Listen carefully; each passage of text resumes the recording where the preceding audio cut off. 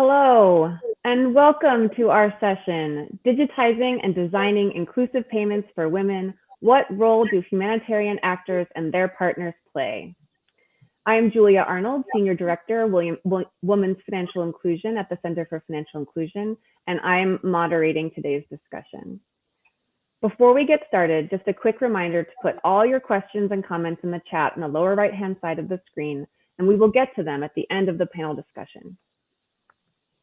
I'm delighted to be joined by four distinguished panelists. I'll let them add anything they'd like when they speak, as I want to be brief. Maha Bahu, CEO of Jordan Payments and Clearing Company, JOPAC.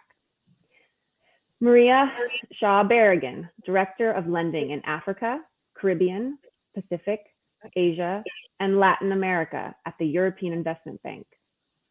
Dr. Valerie Bemo, Deputy Director, Emergency Response at the Bill and Melinda Gates Foundation. And finally, Cheryl Harrison, Deputy Director, Global Cash-Based Transfers Division, World Food Program. Welcome to all of our panelists. This session will explore women's digital financial inclusion through inclusive payments and the role governments, humanitarian organizations, and financial institutions play in building and supporting inclusive payment systems. It is incumbent upon national governments and all development actors to place inclusivity and gender equality at the center of their financial systems, particularly given the impact the pandemic has had on women's lives globally. Low-income women face considerable challenges when it comes to accessing, using, and benefiting from digital financial services. Governments, donors, development finance institutions, and international organizations have a role to play to understand those constraints and design for women, not around them, so that it contributes to their economic empowerment. To set the stage for this conversation and provide a brief overview of what we know so far about women's financial inclusion, we have a pre-recorded remarks from Jamie Zimmerman, Gender Lead on the Financial Services for the Poor team at the Bill and Melinda Gates Foundation. Let's listen now. I'm not able to join the live session this morning, but I am super thankful to Mayada and to Julia and the Financial Inclusion Week team for graciously permitting me a few moments via video to tell you why I'm so thrilled about this panel. I'm so passionate about this topic, and I'm so grateful for the Foundation's partnership with the World Food Program and the Center for Financial Inclusion. And we know that the humanitarian shift to cash is inevitable. We believe that if we leverage digital tools in appropriate, safe, and empowering ways, we can imagine a future where humanitarian response in that world blends with the development sector, allowing for even greater impact. With the gender gap around 9% for financial inclusion, it's been sticky and unmoving at the global level since we started tracking that data in 2011, and about 1 billion of the 1.7 billion people still excluded from financial services globally are women. We have had a hypothesis that digitizing G2P payments, directing those payments to women specifically, and then figuring out the design parameters and interventions needed to optimize those payments and those policies for her empowerment, it just simply made sense. So we developed with our partners and global experts this thing called the D3 framework, the Direct Digitized Design Framework. And we believe that if done well, it can be a trifecta for accelerating women's financial inclusion and empowerment. But doing it well is, of course, easier said than done. The systems are complex, as are the actors who engage in them, and pinpointing the most important and impactful interventions would take bold action and lots of experimentation. And we were gearing up for that when we experienced a completely unexpected plot twist. COVID hit, and governments and organizations everywhere started to develop their response plans. They needed to get more support to more people quickly, safely, and securely. And amazingly, there have been more than 1.7 billion people who have received COVID-related transfers, payments since the start of the pandemic. And over 1 billion of those are brand new beneficiaries, those who have never received a G2P payment or a payment from their government before. Rolling these responses out would mean a massive and rapid shift to digital tools. But with that, we saw also came massive risks of exclusion or even harm to women. And why is that? Well, women are not always the ones targeted for those transfers. And even if they are, they're more likely to be financially excluded. As I've already said, they're less likely to have an ID, which is foundational for being targeted or receiving a payment. They're less likely to have digital access. So once digitization happens, it'll be more challenging for them to actually access the payment. And women are often not at the decision-making table for the policies, solutions, et cetera, that are being created. And that limits the awareness of and design for specific constraints and barriers that women will face when these systems roll out. So what do we do about it? Last summer, we responded in a couple of ways. First, we worked with our global partners to craft a technical and advocacy piece on getting digital cash transfers right in the time of COVID-19. In that piece, we explained why women are at a heightened risk of exclusion during the rapid scaling and digitization of cash transfers in response to the pandemic. And we offered some concrete policy design options to mitigate those exclusion risks and to maximize impact on women and girls. Second, and more importantly, we supported 2 partners to roll out technical assistance and support for gender-centered payments in response to COVID. One of those was to the World Bank's G2PX program, and the other to the World Food Program team, which Cheryl leads and you'll hear from today. Both of those focused on supporting the integration of those D3 digitized direct design principles into response and to provide support for technical assistance to partners and governments and others in contexts and countries that are really grappling with trying to get response rolled out in challenging contexts as quickly as possible. So today, it has never been more imperative to advance the goals at the intersection of digital for humanitarian response and digital for women. We need to get resources to and empower women. And we need to innovate towards efficient and effective humanitarian systems that support financial inclusion and resilience. If we do, I believe that we can stem the tide of exclusion and mitigate those risks of increased vulnerabilities and barriers to women and girls around the world. I am so proud of and grateful for our partnerships with the World Food Program, Center for Financial Inclusion, and so many others to boldly take this agenda forward.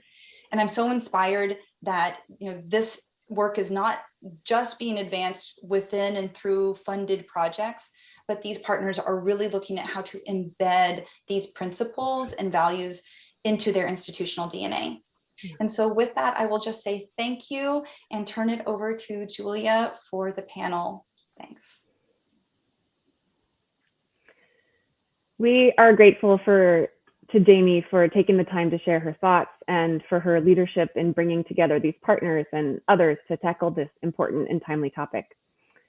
Let's turn now to our panelists in the virtual room, so to speak. So starting with you, Cheryl, the World Food Program identifies women's digital financial inclusion as an important catalyst for women's economic empowerment.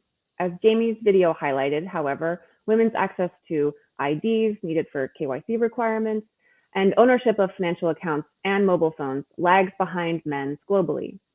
Given WFP's large operational footprint and goal of putting more money in women's digital accounts, what barriers can humanitarian actors and WFP specifically help reduce, and what doors can they help open?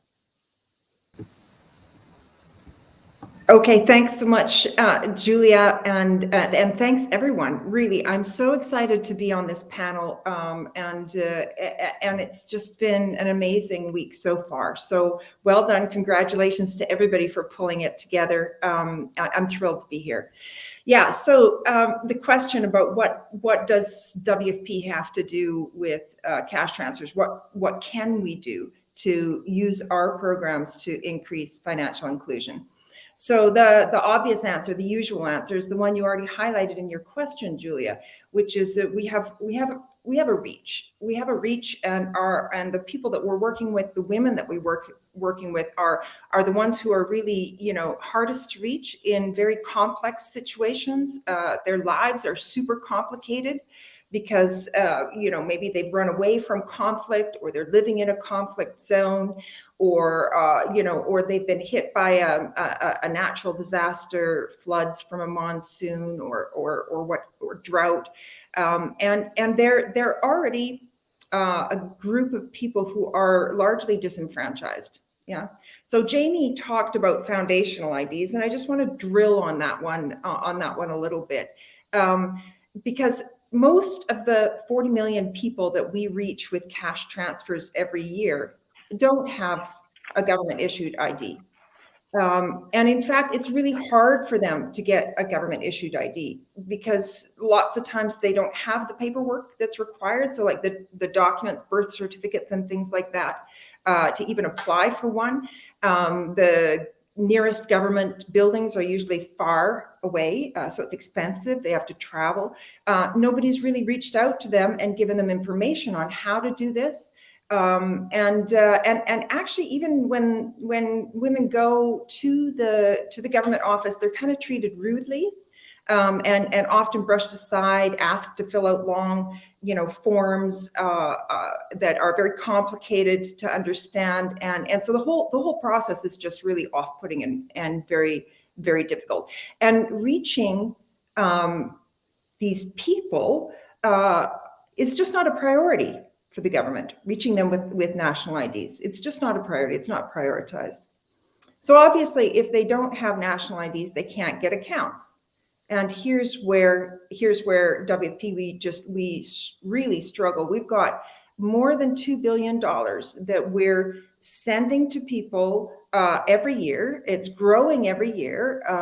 This year, we're expecting to send about $3 billion. And a very small part of that is going into actual accounts that people own themselves in their own name, or even accounts that are in WFP's name. So WFP has opened them.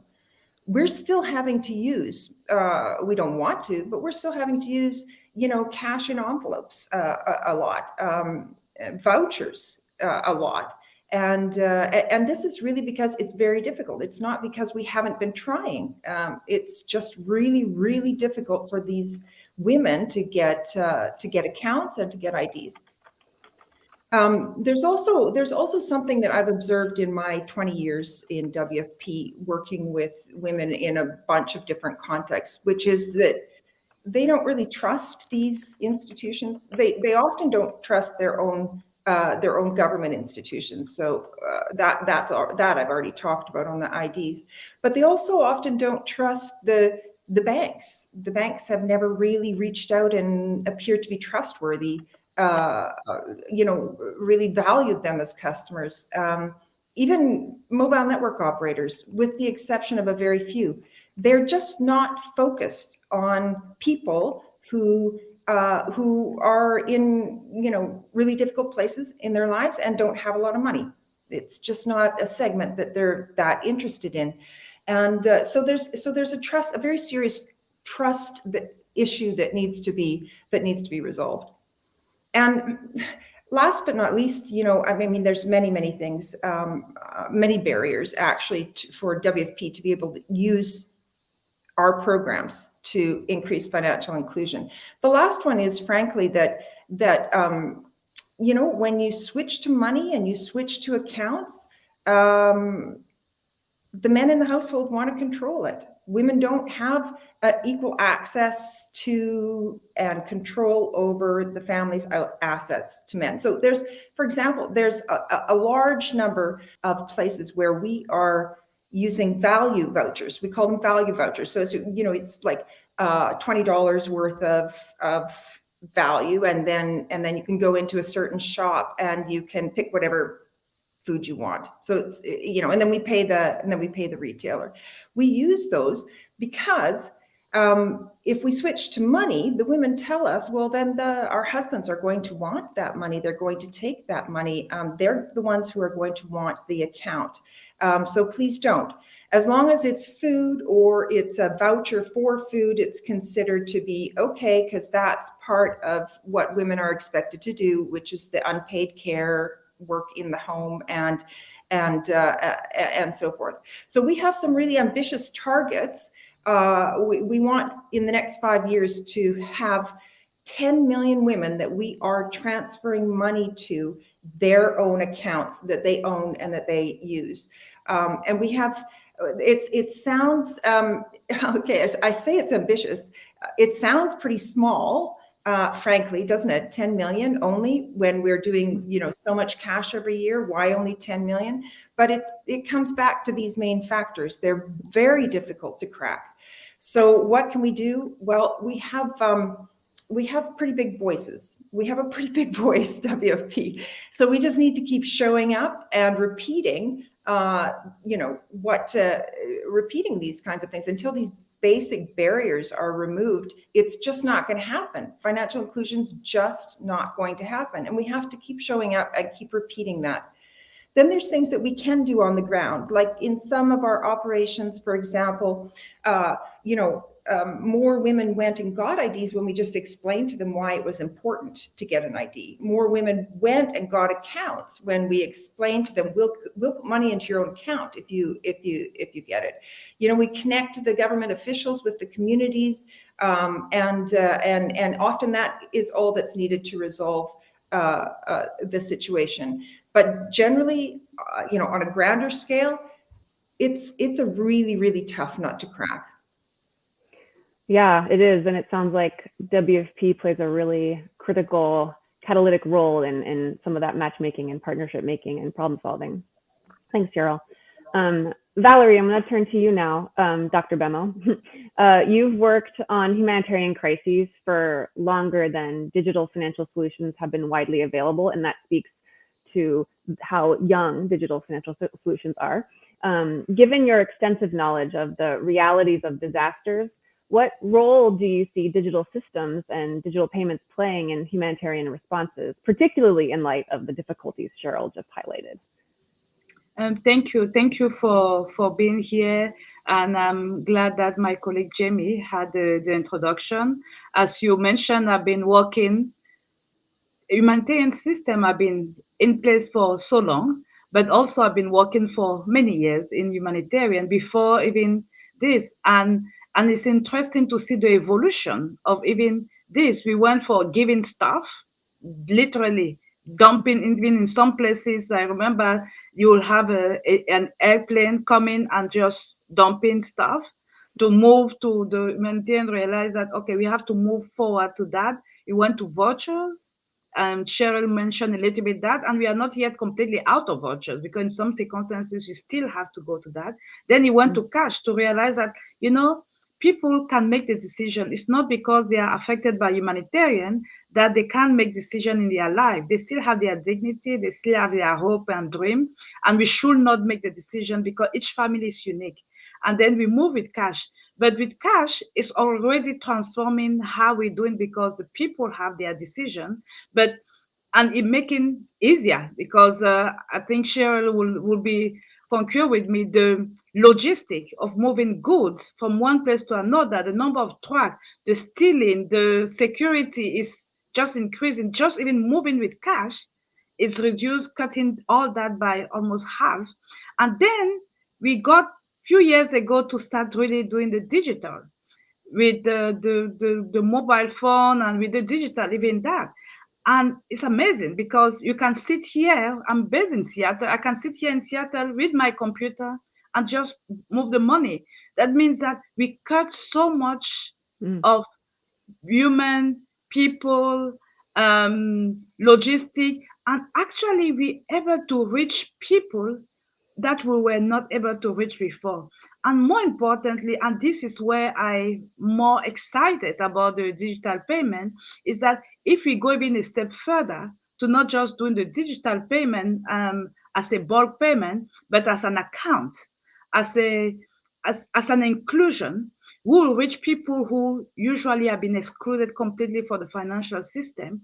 And that will actually put, especially women, will put them in a place where they've never been part or participate. And we know how important is it to be included in the financial system, is actually give you access to other benefits. And one thing that we know also, transportation risk for traveling to go and get the cash or get the goods, moving around with in some places where security is difficult, or even in some places where the road access or the financial. And we saw a lot of women who actually will not want to go too much outside because they will have to go and be followed by a man or two men, then it's putting her money more at risk. Then having that digital thing would be, it's completely changing, but it's still a lot of challenge, as Cheryl mentioned, the identity and other things. And we all should push toward that, because for me, it's not so much a matter of like a good things, it's what we should do, because we all could be in this situation, and we know how important is it to feel like you have your dignity and you have control and you have decision, you can make decision on your life. Thank you. Thank you. Yeah, I think the pandemic has really driven home the fact that we're all one crisis away from a disaster or being made vulnerable, and you know, moving to digital payments can help reduce the time and other risks in getting much needed cash into the hands of those who need it immediately. Thank you, Dr. Bemo. So now I'm going to move toward trying to get a deeper understanding of the key global partners in this effort. I'll turn first to Maria to speak about the role of development finance institutions. Maria, the European Investment Bank has mobilized gender lens investment through the 2X Collaborative to boost gender equality and inclusive digital transformation. How can the European Investment Bank and other development financial institutions ensure governments and private sector actors take practical steps toward a truly inclusive digital system? And what metrics is EIB using to measure success?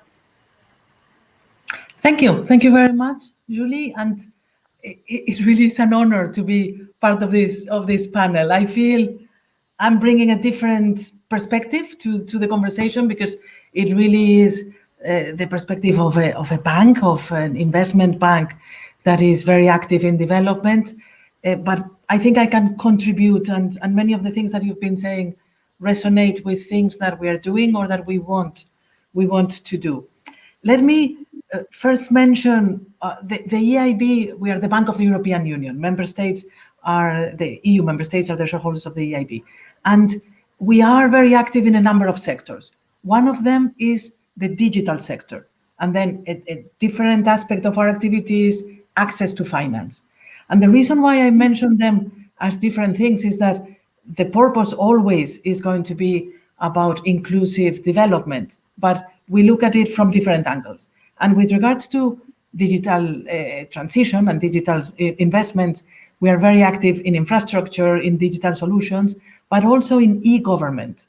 And you were talking about the importance of having access to an ID. We have a very good example of a project that we're developing together with the World Bank, where in Nigeria, we are going to provide digital IDs for all the population of Nigeria. And you know that Nigeria is the most populated country in sub-Saharan Africa. So, and this is a project that is very dear to my heart. And the reason is that we know that it is often the girls, the ones that are not registered. It is then the girls, the ones that would not have an ID. They would not be able to vote. They would not be able to have a bank account, as you were mentioning. They would be the ones that don't go to school. So it all is linked to having this digital identity that recognizes you as a citizen with your full rights. Then, of course, there has to be the ability to exercise those rights. But the very first thing is that you have those recognized. So digital operations and e-government type of loans are very, very important. But let me come back to access to finance. And here, what we're talking about is empowering women as actors in the economic growth and the development of their own countries. Last week, I was in Rwanda, in Kigali, and there we signed, and I use it just as an example, 2 loans where we are lending through banks for small and medium-sized enterprises in Rwanda. And in both of these loans, we had a gender angle, which means that we are asking our intermediaries that a certain proportion of the loans needs to be on lent, and they need to double the amount that they lent alongside the EIB's funds. And in this case, for companies that comply with a number of criteria. And Julie, you were asking, how do we measure? We use the 2X challenge criteria. And this is the criteria that have been put together by a number of international financial institutions. The EIB was the first multilateral that joined this group, so that we have a common way of measuring. Because what you don't care about, you don't measure. And because we do care a lot about this topic, we want to be able to measure and to compare the measurements of ones and the others. The 2X Challenge initiative was established at the beginning with a target of mobilizing $3 billion US dollars of finance in gender targeting and increasing economic empowerment and participation of women in the economy. Last year, they increased this target to now we're talking about 15 billion. And this is extremely important because what we're doing is looking at women as leaders or managers in companies. So that's one of the criteria, or companies that have a very high proportion of women amongst the employees and therefore creating this permanent revenue for women, or women entrepreneurs, so the owners or the founders of the companies, or companies that have women as the main target group as consumers. So looking at the different ways in which women can be active in the economic activity of the country. And here in Kigali, again, I always make a point of going to visit some of these SMEs. It's fine to meet with the CEOs and the ministers, but it's also important to go and see the reality. So I asked to go and visit a couple of SMEs. One of them was owned by this fantastic woman, and she explained to me how she had grown her company thanks to a number of loans that she received from Bank of Kigali over the years. And she now has 200 employees full-time, and 80% of these are women. So it's really fantastic when you can see it happening in reality. Regarding this 2X Challenge approach, then last year the 2X Collaborative was established. This is a new global industry body for gender lens investing. And the role is to expand gender lens investing practices in the wider group and also with commercial investors. And let me tell you, at the level of the EIB, an initiative that we have put in place, it's called She Invest.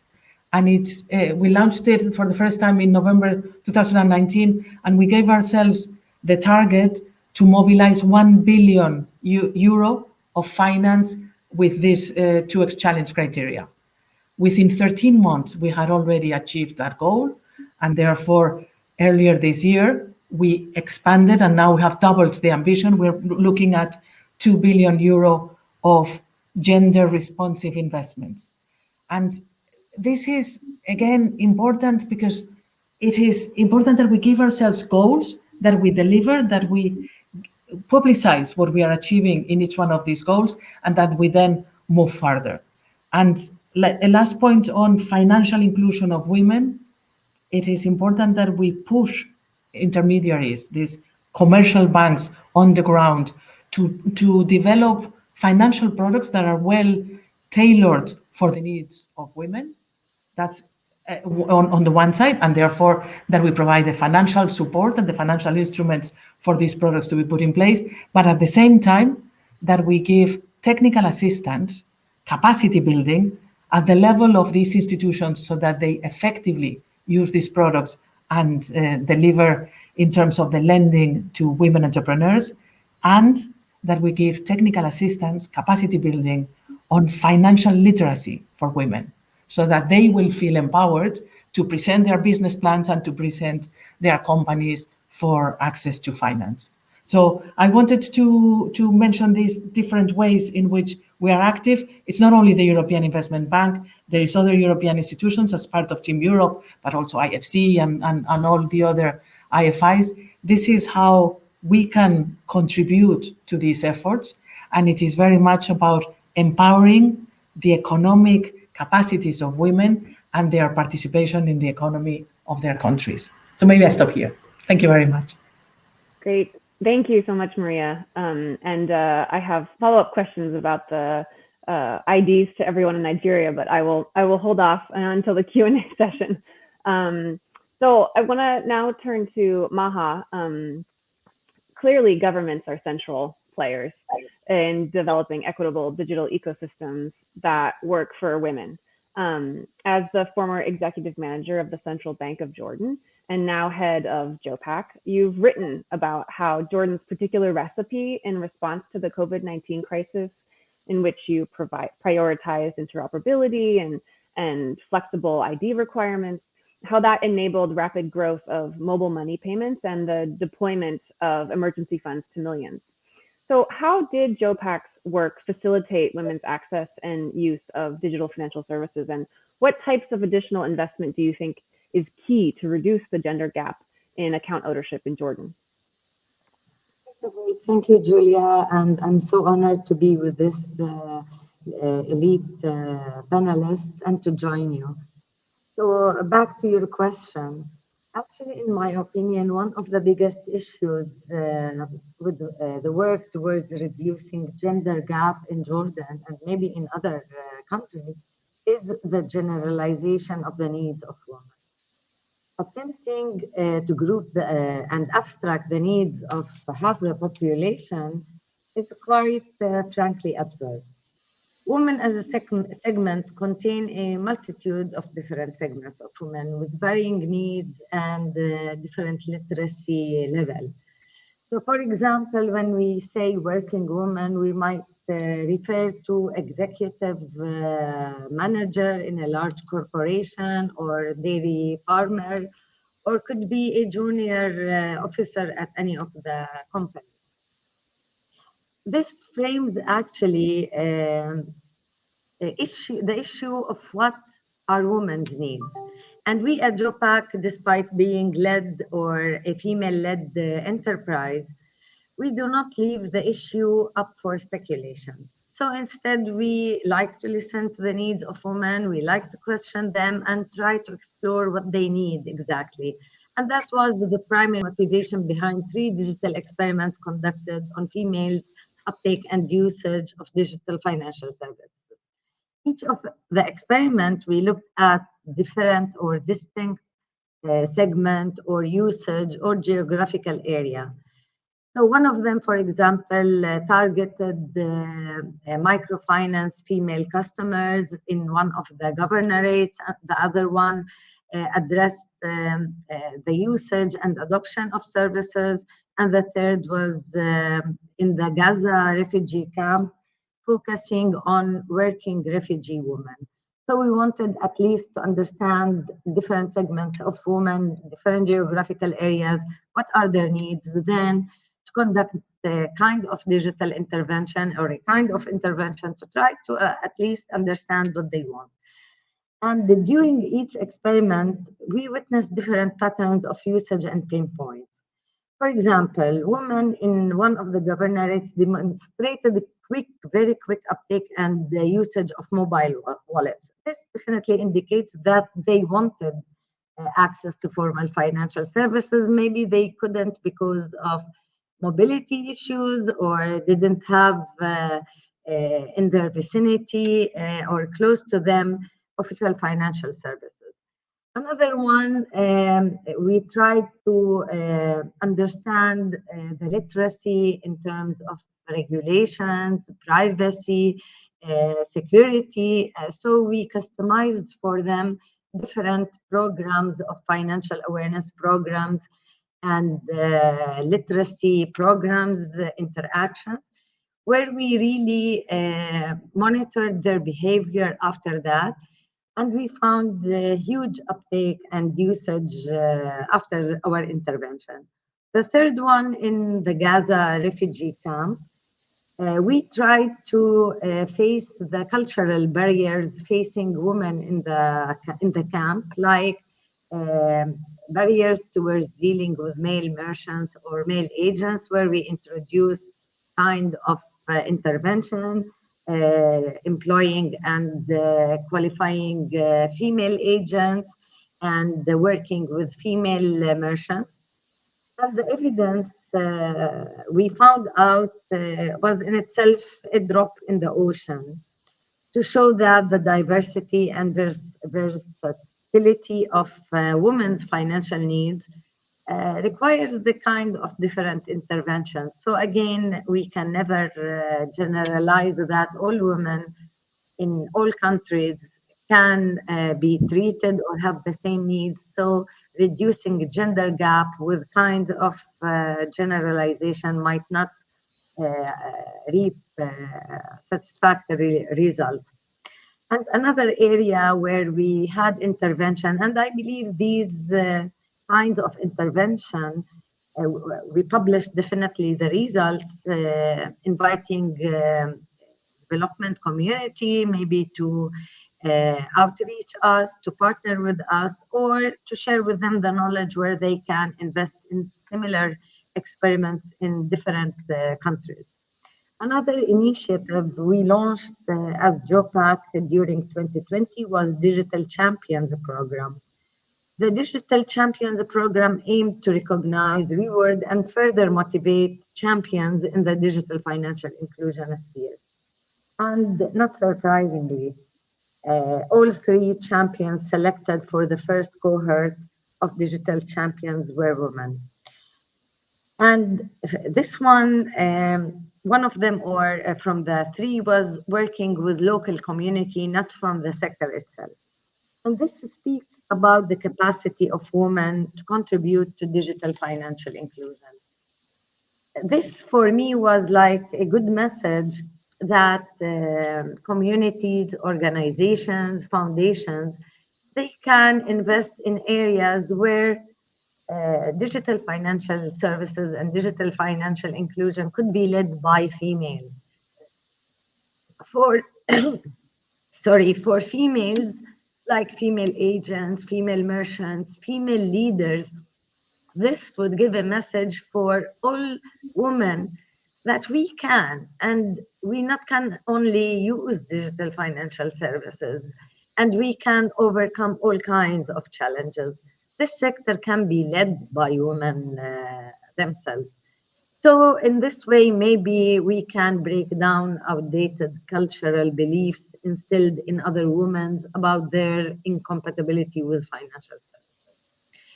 And ever since our interventions, the interventions I mentioned, we have been encouraging entities in the development sector to follow similar implementations and to build up on existing work that has been performed. I would like to extend this invitation here to everyone attending this session today for an engaging, knowledge-based approach to bear fruit. It should be built on and followed through.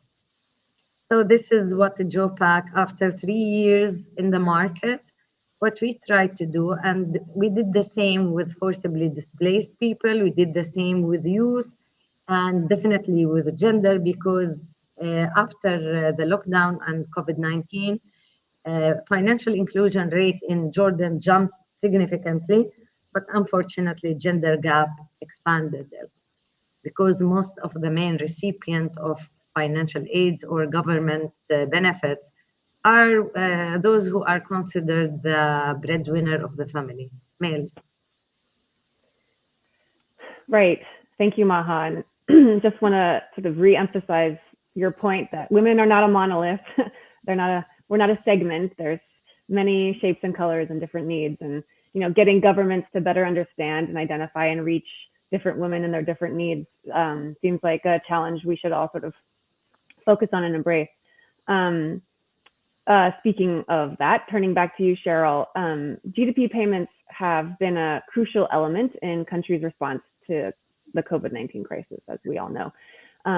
What was the role of WFP to support government's efforts? And do you see the humanitarian actors have a role to advocate for digital payment systems that are more inclusive for women? And add to that viewer question around improving women's digital literacy and financial literacy.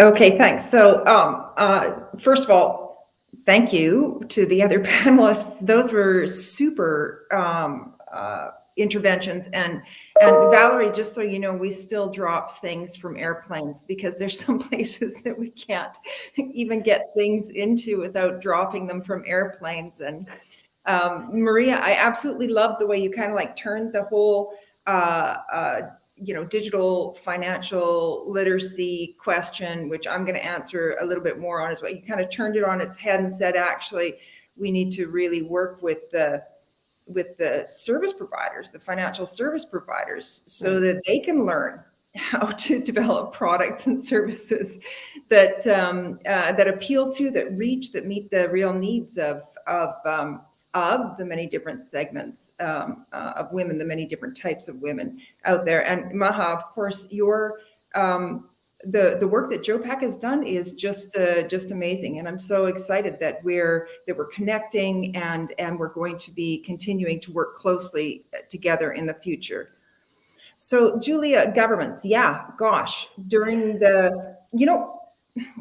of the pandemic, already there were lots of governments, obviously, that were investing in social safety net programs. It was already growing. It was already a real clear target that was set by the World Bank, and governments really signed on to it. So that work was what has been already ongoing. But there were lots of complicating things, in my opinion, about the way that governments were doing safety nets in the before COVID, that kind of the pandemic wiped out. So I'm just going to answer one of them, or focus on one as an example. Ahead of the pandemic, there was this idea that you needed to find the poorest of the poor, as if those people actually exist. You needed to find the poorest of the poor, and those were the people that were going to qualify for one safety net or another.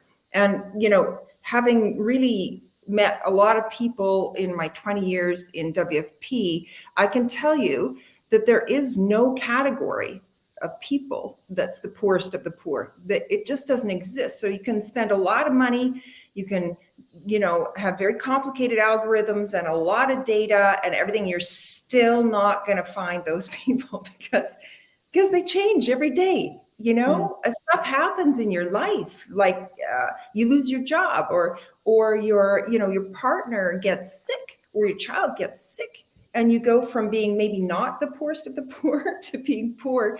And it happens like this overnight. So there's no way to capture that. There's no way to stay up to date on people's lives so that we can target cash assistance. There was also a real push to have cash assistance be, for people to have to work for it. So there's this idea that somehow this category, the poorest of the poor, aren't actually like working. And this is the problem. So you make them work, and then you give them a social safety net.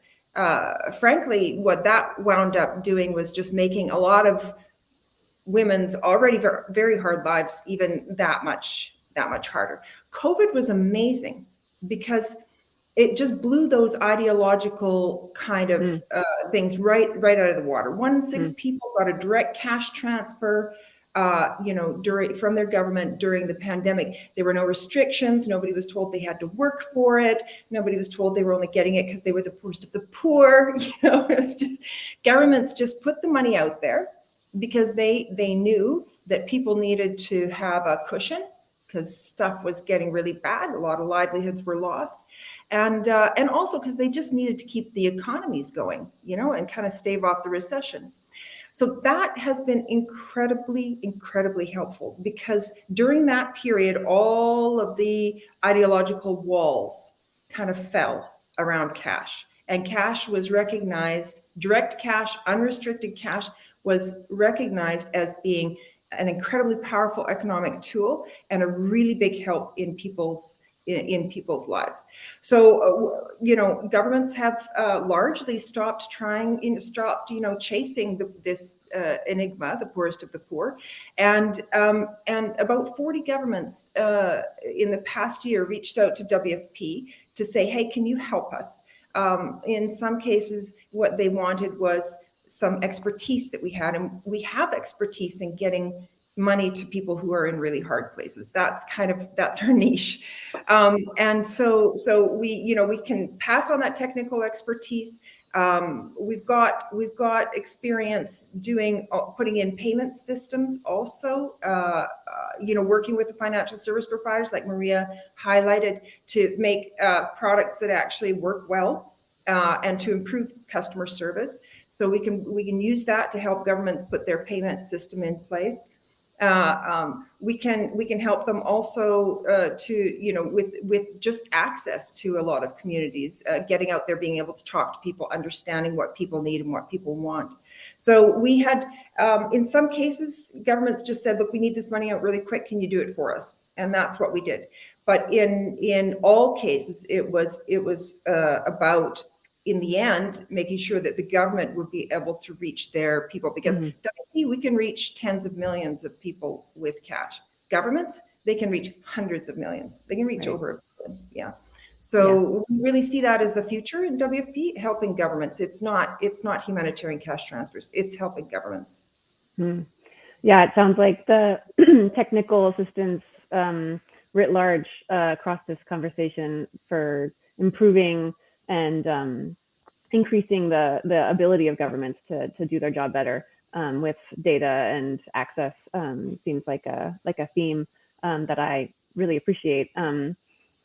We have had a question around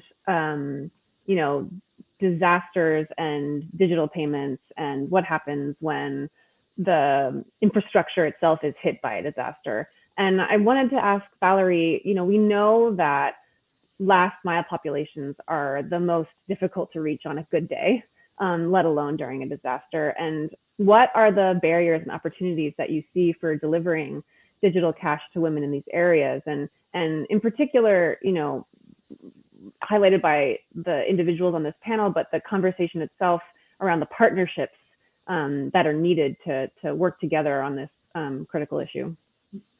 Thank you. I think I'll even actually take from all the panelists on some of the different things that I've said. Is first, COVID has shown all of us what is it to not have access to, because we have been stranded in our house, we can't go to some places. We learn what is it and how debilitating it can be.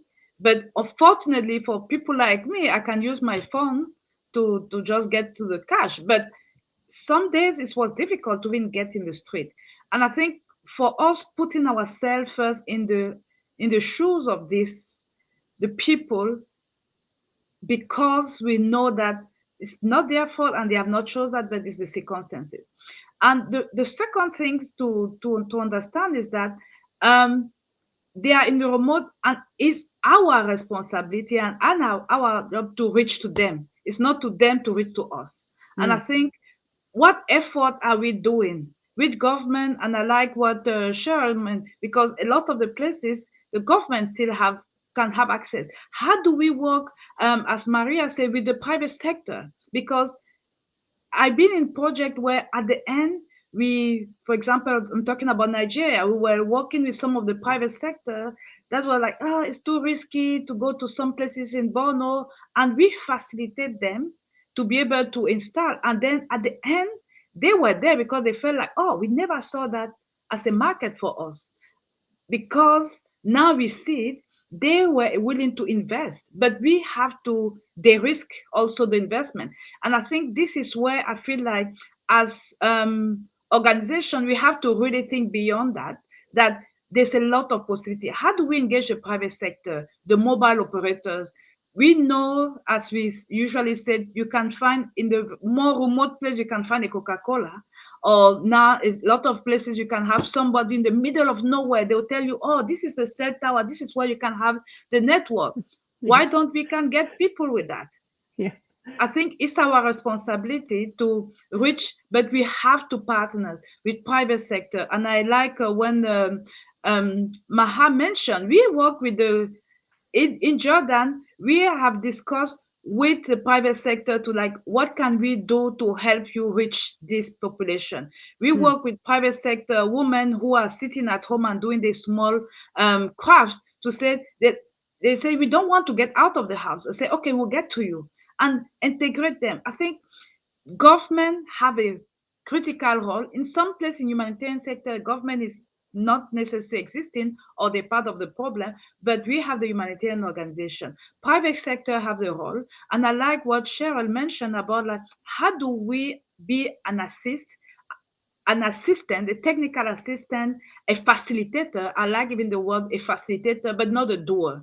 We end up want to be doing too many things. And actually, we have, as Maha said, we have to let the people guide us themselves to tell us what needed to be done instead of us deciding what need for them. And I think as long as we can shift that perspective, then we'll find a solution, because the solution is always there.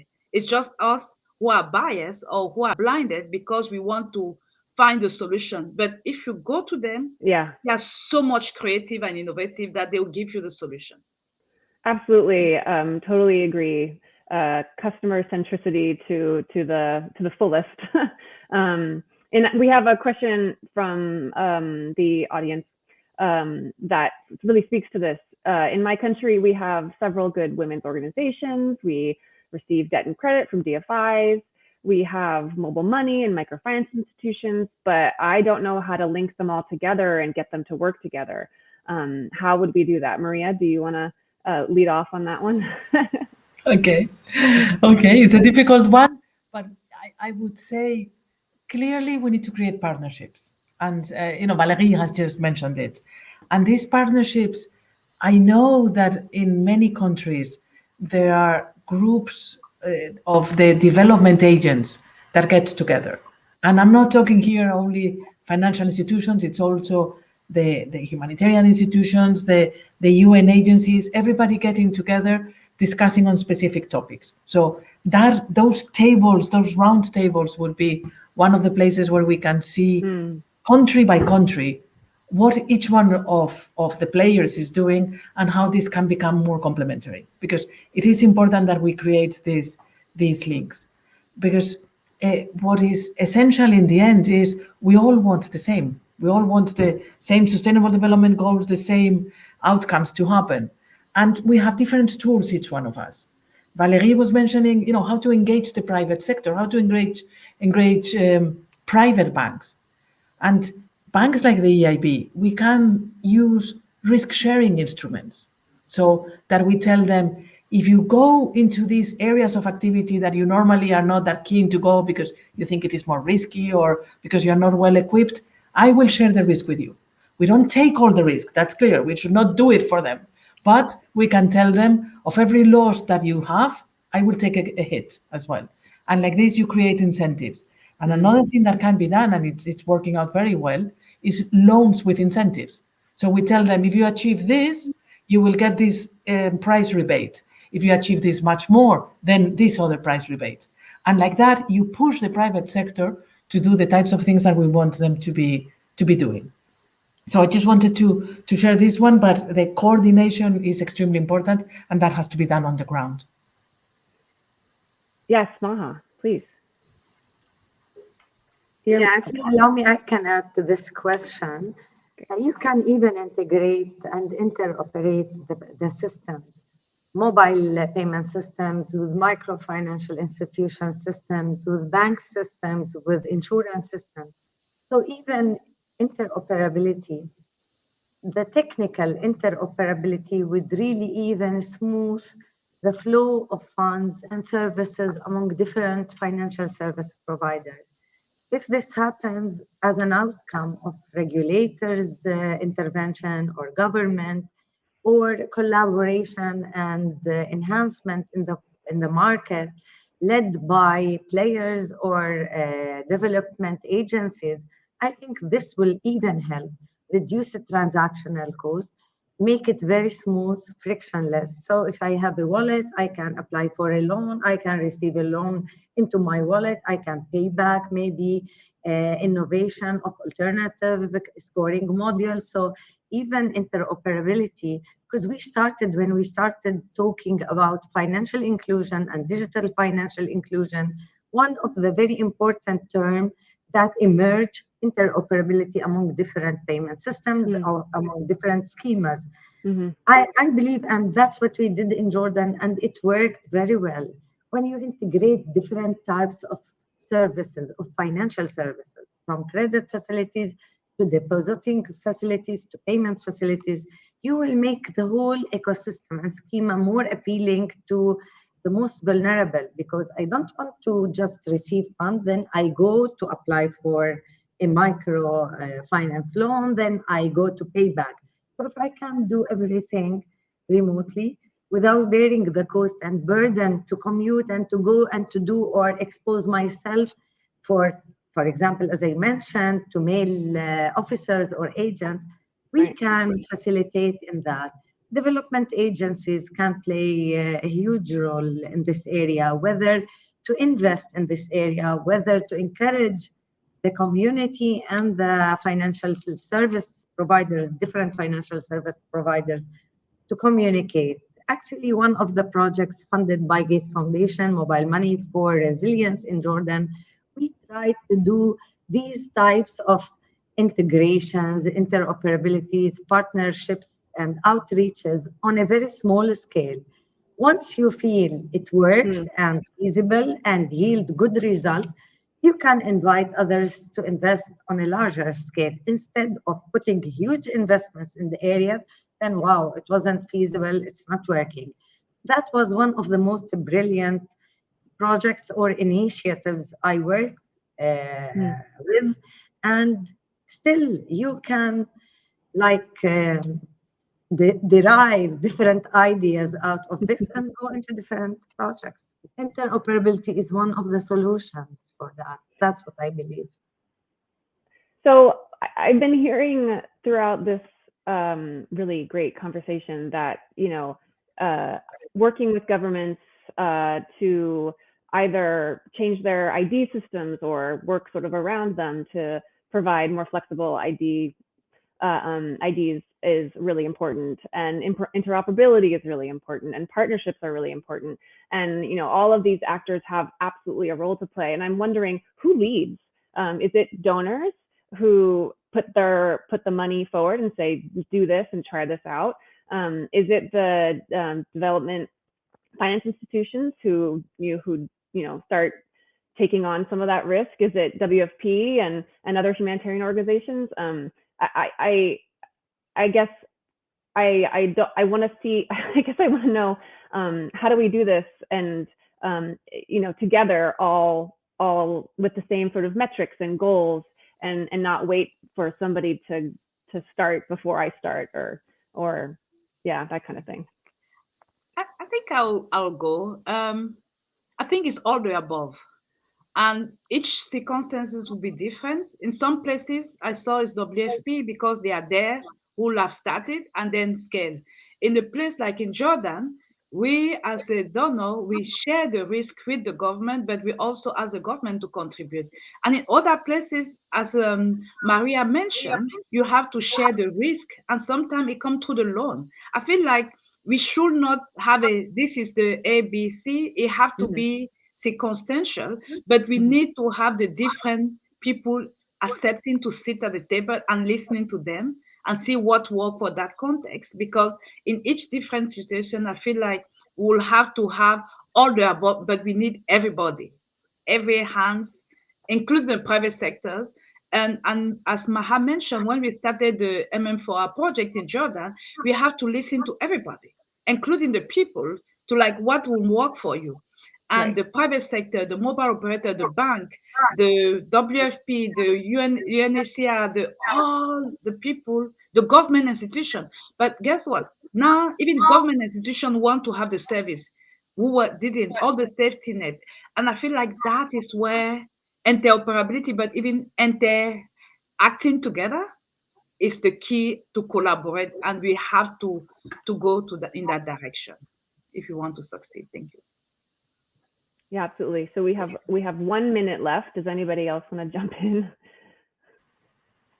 Yeah. Well, maybe if I can, on your question, who should lead?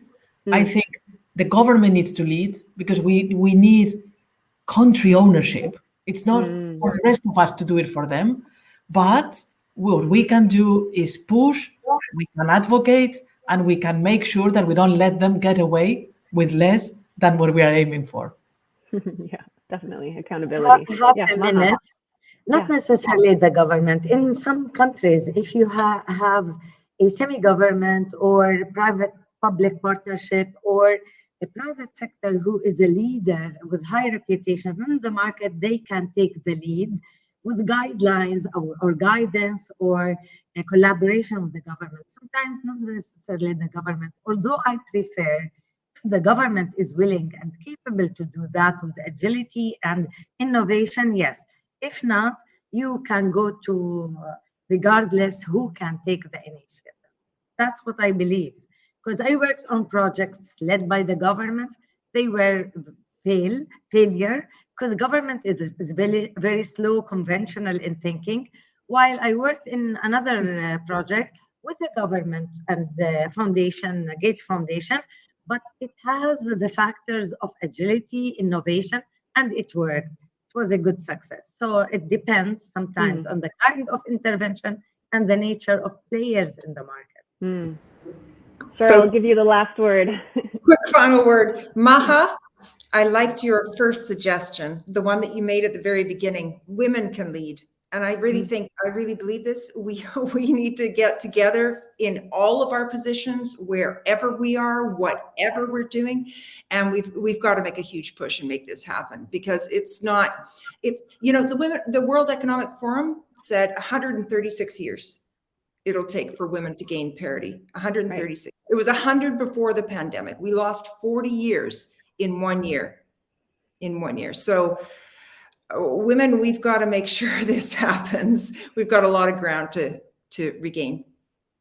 Absolutely. And just wrapping up, I feel optimistic actually listening to the four of you speak about where you see your organization's role and where you see this topic and financial inclusion really moving in the future. So I will shed some of my cynicism in light of your contributions and conversation, and I look forward to continuing to be in touch and learn from you. And this was really fantastic, and I appreciate all of your time and comments. Thank you so much. Thanks, everybody. Thanks. Thank you very much. Thank you. Thanks. Bye. Bye.